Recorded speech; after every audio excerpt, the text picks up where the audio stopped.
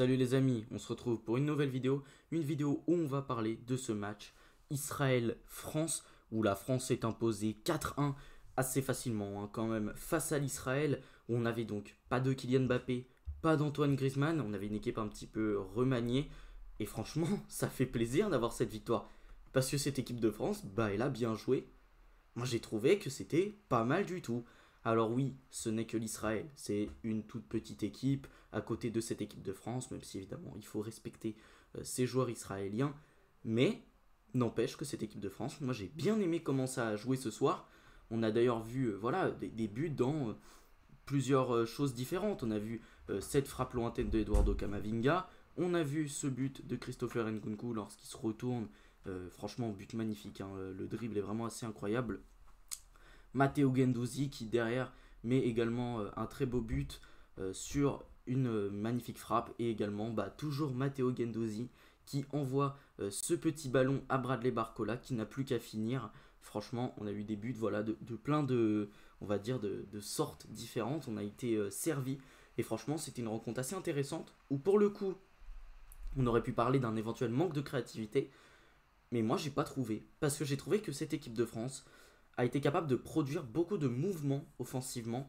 On a eu des choses super intéressantes. Ça a parfois pu un petit peu permuter. On a vu un Dembélé qui était franchement très bon ce soir, avec un côté droit qui était particulièrement animé.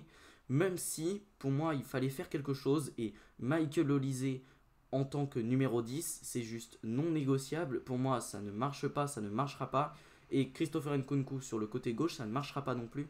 Moi, je trouve franchement que Dembélé à gauche, Michael Olise à droite et Christopher Nkunku en numéro 10, c'est quand même bien plus pertinent. Et c'est ce que Didier Deschamps a fait en seconde période. Donc franchement, c'est cool. C'est très très bien que ça ait été changé. Colomani a d'ailleurs fait un match plutôt intéressant. Moi, j'ai bien kiffé sa rencontre. Il envoie même une passe décisive à un moment. Je crois que c'est pour le but de Matteo Guendouzi.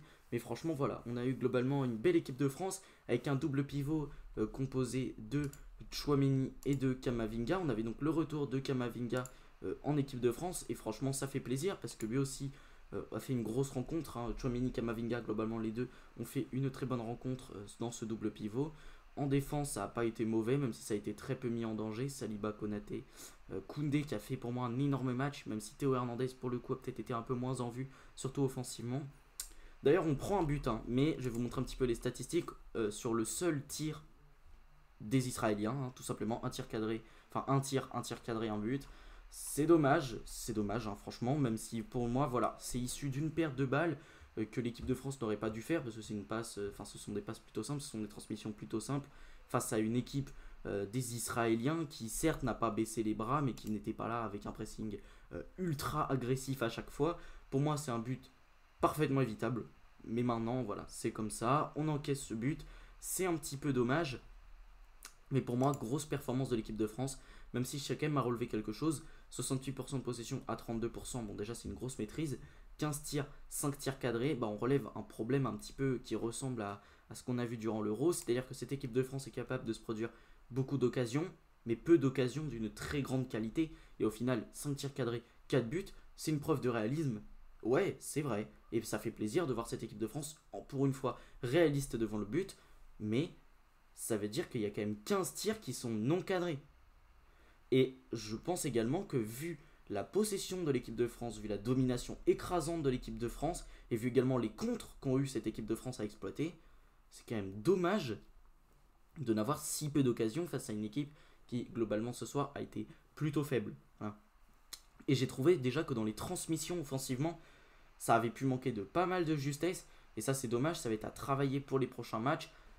Bon, voilà, c'est un nouveau secteur offensif, clairement, parce que sans Griezmann, il faut des nouveaux repères. Sans Kylian Mbappé également, il faut des nouveaux repères. Il va falloir tester des nouvelles choses.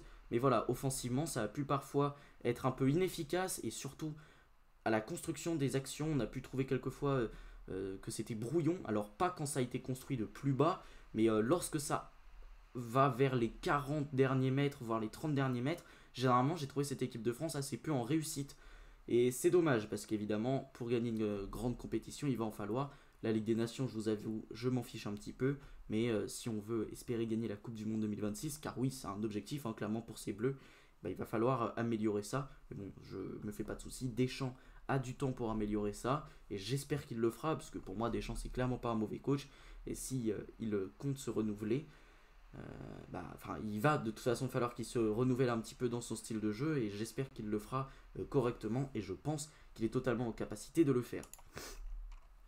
Sur ce, passons un peu aux notes de cette équipe. Alors je vous mets bien encore une fois ceci. Et déjà on voit Colomani 7,4 qui a fait une rencontre franchement pas mal, hein. Beaucoup de mouvements, 2 tirs, un tir non cadré, un tir contré. C'est dommage parce qu'il ne s'est pas retrouvé tant que ça en position de frappe. Il a touché quand même 27 ballons.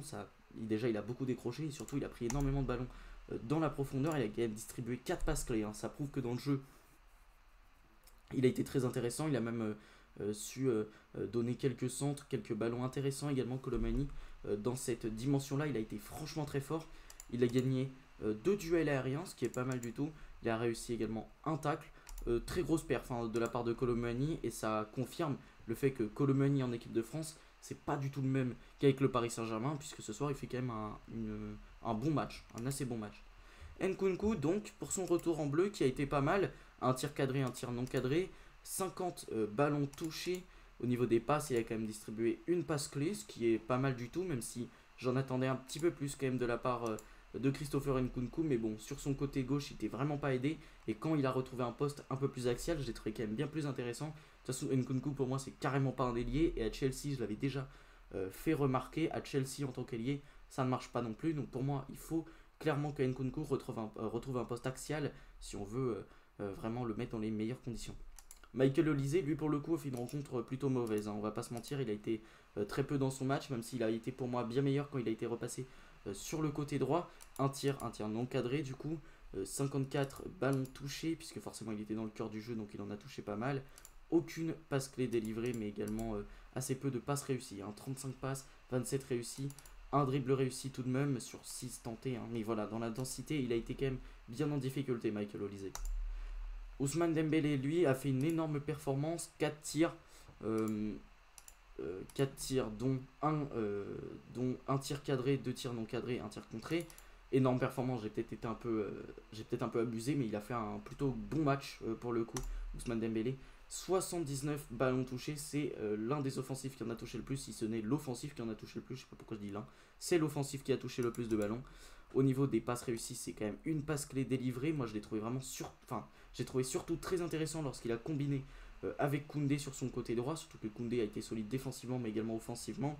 Même si le but vient quand même de son côté, j'ai quand même l'impression qu'il ne peut pas faire grand-chose. Au niveau des dribbles, c'est quand même 2 dribbles réussis, même s'il en a tenté 8. Mais c'est 2 dribbles réussis. C'est une plutôt bonne rencontre de la part d'Ousmane Dembélé que j'ai trouvé franchement intéressant ce soir. Et qui réalise enfin une très bonne performance avec les Bleus. Kamavinga, lui qui fait un très gros match, il a marqué son but au début. Heureusement que ça lui a été accordé, parce que moi j'aurais trouvé ça un peu dommage, hein, vu que il est clair, la frappe est clairement cadrée, hein. Ça, il n'y a pas trop de problème là-dessus. La frappe est clairement cadrée. Donc voilà, un tir cadré, un but. 76 ballons touchés, il a touché quand même pas mal de ballons, même si ce n'est pas le joueur qui en a le plus touché, puisque le joueur qui en a touché le plus c'est Aurélien Tchouaméni 123, après il y a Jules Koundé 104, William Saliba 103. Au niveau des passes, voilà, il a été plutôt juste quand même si, voilà, quand même 90% de réussite des passes, c'est pas mal du tout. Au niveau des dribbles, un dribble réussi, mais surtout défensivement, il a été super présent. 5 tacles réussis, un dégagement. Moi, j'ai trouvé quand même que pour ressortir le ballon, c'était très propre, hein, Kamavinga, j'ai trouvé bon. Et défensivement, gros travail en plus de ça. Offensivement, voilà, avec sa frappe, il a quand même pu apporter un peu de présence. Il me l'envoie même ce magnifique ballon pour Christopher Nkunku, si je ne me trompe pas. Oui, c'est ça, pour le but de Christopher Nkunku. D'ailleurs, je ne comprends pas pourquoi ça n'a pas été compté comme une passe décisive, vu la qualité de la passe. Franchement, c'est assez incroyable. Il reçoit le ballon de Dembélé, il se décale un peu et il envoie un très beau ballon pour Nkunku. Voilà, gros match globalement de la part de Kamavinga. Ça fait plaisir de le revoir en bleu, vu qu'il n'avait pas été là pour le dernier rassemblement pour cause de blessure. Tchouaméni, lui aussi, gros match, défensivement quand même très présent, 6 tacles réussis, 1 dégagement. Au niveau des aériens, 1 aérien réussi. Au niveau des passes, une passe clé délivrée, 92 passes réussies sur 102, 90% de passes réussies, 123 ballons touchés, je vous l'ai dit, c'est le joueur qui en a touché le plus. Au niveau des tirs, malheureusement le tir a été contré, mais il aurait pu avoir un but, hein, je me souviens de cette action qui était franchement rondement mené. Pareil, bon match de la part de Tchouaméni, je l'ai trouvé bien plus à l'aise techniquement qu'avec le Real Madrid, où avec le Real Madrid on voit clairement qu'il a des limites techniques. Là on voit même à un moment où il a dribblé dans la surface, il obtient même la faute. Ça m'a fait un peu penser à Verratti, hein, excusez-moi la comparaison qui est très douteuse. Mais voilà, quand même un joueur qui a été bien plus à l'aise techniquement ce soir et qui a pu distribuer également de bons ballons. On voit même avec cette passe clé distribuée. Théo Hernandez qui envoie également une passe décisive, qui défensivement un tacle réussi, un aérien gagné, mais clairement je ne l'ai pas trouvé si bon que ça ce soir, faudra me dire. Offensivement il a fait quelques mouvements intéressants, mais on n'a toujours pas le Théo Hernandez incroyable de la Coupe du Monde 2022. On l'a toujours pas récupéré, même si ce soir ça reste une performance plutôt intéressante, mais j'en attends un peu plus de lui offensivement. Après forcément quand il a sur son côté Kylian Mbappé qui avant en tout cas prenait la profondeur en équipe de France, et donc Théo Hernandez il pouvait également un peu soit repiquer dans l'axe, soit prendre encore plus l'aile, et que là il a Nkunku en tant qu'ailier, forcément ça n'aide pas trop pour les dédoublements, parce qu'Nkunku c'est un joueur qui est quand même attiré par l'axe. Mais voilà, Hernandez c'est quand même pas si mal, et Koundé pour moi a fait une énorme rencontre, 4 tacles réussis, une interception. Au niveau des passes, c'est quand même une passe clé délivrée. Il a fait beaucoup de débordements avec Ousmane Dembélé. Moi j'ai trouvé qu'il avait fait un énorme match. On peut également parler de Bradley Barcola qui a fait une grosse entrée, qui marque son but, qui a été également assez déséquilibrant. Guendouzi qui a été juste incroyable, un tir, un but. Il a également réalisé un tacle et il donne cette belle passe décisive pour Bradley Barcola. Grosse entrée de la part de Matteo Guendouzi. Même si voilà, malheureusement Warren Zaïre-Emery est digne, je ne vais pas trop pouvoir vous en parler puisqu'on les a très peu vus. Fofana également qui a fait une entrée intéressante, un tacle réussi, un dribble réussi, qui voilà, quand même réalisé une passe clé dans son peu de temps de jeu. Pas mal, franchement bonne entrée de la part de Youssouf Fofana, qui est personnellement un joueur que j'aime plutôt bien du côté de l'AC Milan, qui était très fort à Monaco et qui là réalise un début de saison intéressant avec l'AC Milan. Et voilà, une performance intéressante ce soir en entrant. Bon, et pour cette équipe de France, il y a du boulot pour moi, et j'espère franchement que face à la Belgique, on verra également des choses très pertinentes, même si je pense que Didier Deschamps fera peut-être un peu tourner. De toute façon, on est dans une période de test. Moi, j'aimerais bien voir une défense centrale Fofana-Saliba. Voilà, je ne sais pas ce que vous en pensez. On a appris apparemment qu'il avait une petite gêne et qu'il ne pouvait pas jouer ce soir. J'espère que il sera apte pour la Belgique. J'aimerais bien voir quand même un petit changement, peut-être repasser Nkunku dans l'axe, mettre Bradley Barcola sur le côté, et ensuite voir également pour l'attaquant de pointe, peut-être tester Marcus Thuram. Je ne sais pas actuellement s'il est bien dans le groupe, s'il est blessé ou pas. Je n'ai pas tout à fait suivi cette histoire. Normalement il est dans le groupe, de ce que j'ai suivi, je vais vous le dire tout de suite maintenant. Marcus Thuram, voilà. Mais comme il avait été un peu blessé, c'est un peu la même situation qu'avec Wesley Fofana. Forcément c'est un peu compliqué. Sur ce les amis, la vidéo est terminée, j'espère qu'elle vous aura plu. Si c'est le cas, n'hésitez pas à la liker, à la commenter, surtout pour me donner votre avis sur cette équipe de France. Franchement, je suis plutôt content de la performance qu'on a vue ce soir, même si pour moi il va falloir améliorer des choses, comme ce pressing qui a été encore une fois assez inexistant ce soir. Et surtout les amis, abonnez-vous à la chaîne, c'est super important. Vous aurez du contenu de qualité, et moi surtout c'est super important pour mon projet YouTube qui est en commencement, on va dire, parce que c'est finalement plutôt récent, les vidéos longues sur cette chaîne. Donc voilà, merci les amis du soutien récemment sur la chaîne, et sur ce les amis, à la prochaine.